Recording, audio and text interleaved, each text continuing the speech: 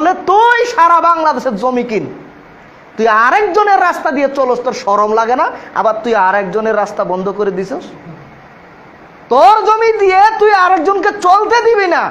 তুই কোন লজ্জায় কোন শরমে আরেকজনের জমি দিয়ে চলস? লজ্জা থাকা উচিত। অথচ আমাদের বাপ দাদারা দেখছি এক বাড়ি দিয়ে সব বাড়িতে ঢুকা যেত।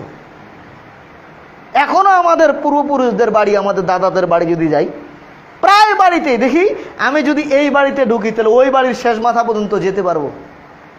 কিন্তু প্রত্যেকটা বাড়িতে পর্দা, কিন্তু তারপরে এক বাড়ি থেকে আরেক বাড়িতে ঢুকার জন্য করে দিচ্ছে, আপনার গেট করা আছে, সবাই সবার বাড়িতে যেতে পারতো।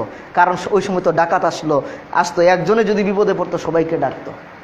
এই জন্য তাদের মধ্যে এত গন্ডগোল ছিল না। আর আমাদের ওই দাদাদের সন্তানরা, আমাদের ওই এই যুগের ভাইয়েরা, ওই দাদাদের যারা নাতি